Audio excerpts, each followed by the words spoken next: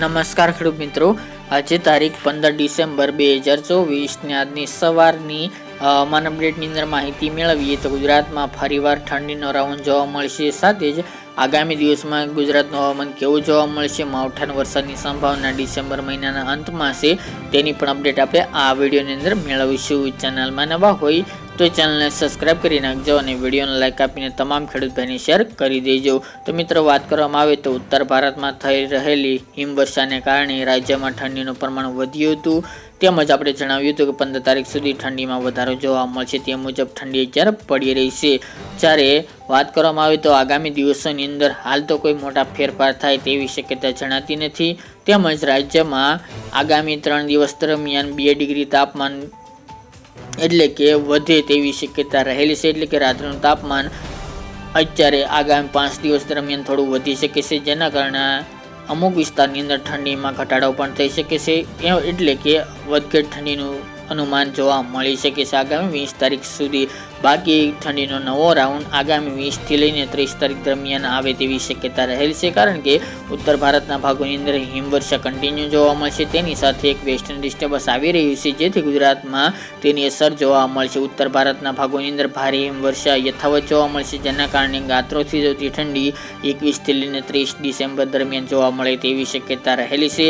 અત્યારે જે ઉત્તર ગુજરાત, કચ્છના ભાગો, મધ્ય ગુજરાતના ભાગોની અંદર પણ ઠંડીનું જોર યથાવત જોવા મળે તેવી શક્યતા રહેલી છે. અમુક ભાગોની અંદર સામાન્ય વધઘટ જોવા મળશે. 15 થી 17 ડિસેમ્બરના રોજમાં વાદળો પણ આવી શકે છે, એટલે કે કસરૂપી વાદળો જોવા મળે અને ડિસેમ્બરના અંતમાં એક હળવું માવઠું થાય તેવી પણ શક્યતા રહેલી છે. છેલ્લા 4-5 દિવસથી ગુજરાતમાં ઠંડીનું પ્રમાણ જોવા મળી રહ્યું છે.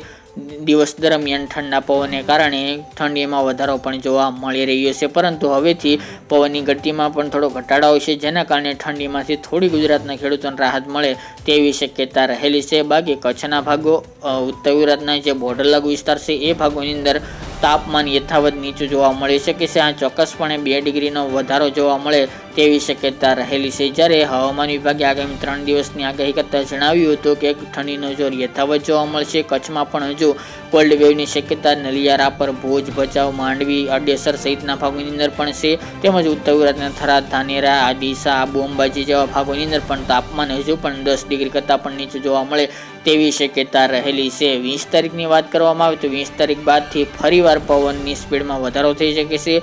અત્યારે જે પવનની સ્પીડ જોવા મળી રહી છે તેના કરતાં પણ વધારો થઈ શકે છે. સાથે જ ઉત્તરના પવનો આવશે, જેના કારણે ગુજરાતમાં ઠંડીનું પ્રમાણ વધે તેવી પણ શક્યતા હાલ તો અનુભવાઈ રહી છે, જેના કારણે ગુજરાતમાં ગાત્રોથી જતી ઠંડી 23 તારીખ બાદ જોવા મળે તેવું અનુમાન રહેલું છે. આ સાથે જ 21 થી લઈને 24 દરમિયાન હવામાનમાં અસ્થિરતા પણ સર્જાઈ શકે છે, જેના કારણે ગુજરાતમાં હળવું માવઠું થાય તેવા પણ સંજોગો જોવા મળી રહ્યા છે. પરંતુ એ સિસ્ટમ ઉપર આધીન રહી શકે છે. બંગાળની ખાડીની સિસ્ટમ અરબી સમુદ્રમાં પહોંચતા તે સિસ્ટમ ગુજરાતને કેટલી અસર કરે છે તે મુજબ ગુજરાતનું આગામી દિવસનું હવામાન રહી શકે છે. બાકી કોઈ પણ મોટા ફેરફારની હમણાં શક્યતા જોવા મળતી નથી. જો સિસ્ટમની અસર જોવા મળશે તો અવશ્ય માહિતી આપશું. બાકી અત્યારની અપડેટ માટે આટલું જ. ફરી એક નવા વિડીયો સાથે મળીશું.